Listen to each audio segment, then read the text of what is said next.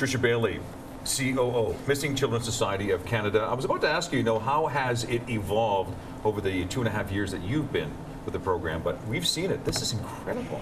It is. It's been quite the evolution. So that sort of shift started when Amanda Pick, the new the CEO of the organization, came in. I believe it was about 5 years ago as of January. And she looked at how we were bringing awareness to children's cases. And at the time, it was still posters, which is a great way to rally a community around a family. But as we know, time is really important when in the case of a missing child. So we looked at how can we do that? And so by utilizing technology, social media, I mean, as you can see on this table, most people have their phones out, sure, whether it's they're in an interview or they're at a meeting, and being able to have, say, a push notification that immediately comes up on your phone to let you know that in your specific geographic area, there's a kid missing, and you can be that individual who's on the lookout for them. You can get their picture, you can get the picture of the suspected abductor, a live news feed if there's any updates to that. You are being an active part of your community in a different way now, and technology is allowing us to do that. And it's a very supported program by law enforcement as well. They see that sort of crowdsourcing as being really important. You always see them putting out releases to ask for assistance from the public. This is a way that's really easy for people to do that. It's a couple clicks to download an app or to donate your social media in order to do that.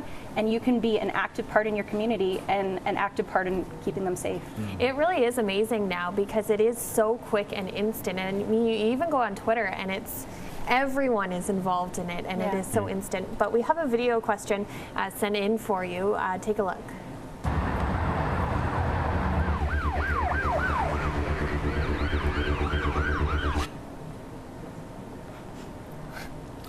Cool. No, this is just more of a video of the one of the promotional videos that you have as well too. There are a number of videos.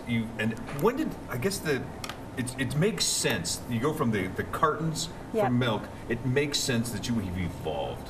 Absolutely. I mean, it's like anything. You have to evolve with what people are connecting with. And right now, that's technology, and it's been that way, especially for the last few years. Individuals feel that connection through social media, through their phones, and so you're utilizing a system that's already in place to use things like social media for social good. You're using apps because people have their phones out already, push notifications because we have that technology in order to do it, and all of it is to support law enforcement and to support the families. And what we've seen as well is that this works. We help to bring home children, and every individual can be an active participant in their community and through this innovation. What do parents need to know or need to hear?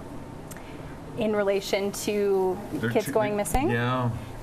You know what, the statistics are actually pretty shocking. Most people don't realize that over 41,000 kids are reported missing every year in Canada. 41,000? 41,000. About 80% of those are at-risk runaways. So I mean, talking to your children, our organization doesn't personally focus on that education component for families, but there are other organizations that can do that. But really understanding what those risks are, because it's important for the community as well to know that when a child runs away and law enforcement is asking for assistance when there's a runaway, it's not to be taken any less lightly than, say, an abduction, because you never know what's going to happen to that child if they're in the wrong place at the wrong time with the wrong person. That child is still at risk.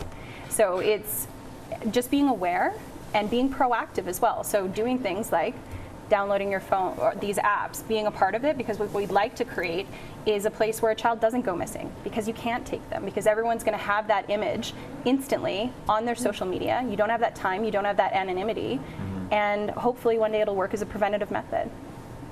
There's good news stories out there as well too, and we love hearing good news stories. Yes. Give us some good news stories. Some good news stories. Yeah. Oh, there's so many. Unfortunately, we're not allowed to share a lot of those because of the children that we bring home and their privacy. But one thing that is a good news story is our annual fundraiser that we're having that's coming up in May. So it's May 14th, and the fundraiser is called Raise Hope. And it's held this year at Hotel Arts, which has sponsored us for the last few years, and they're fantastic. WestJet is an ongoing sponsor of our organization. We're one of the 8 Cares for Kids partners. So they provide us with things like flights that we can auction off, give away. And so it's a really fun evening with inspiring speakers, incredible stories, and great food, of course, at Hotel Arts. So we encourage everyone to go to our website as well, and you can buy tickets online and be a part of it. You guys can learn from this. I mean, this social media aspect that they're doing today, you guys can learn from this, I'm sure.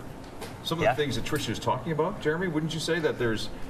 Totally, yeah. I think, the innovation there is so great, coming from the milk cartons to the milk cartons 2.0, I think is fantastic. And like you said, social media is such an evolving space where, all of our organizations, I think, need to stay on it and stay on top of it and be coming up with cool campaigns that are engaging and can get the message out there.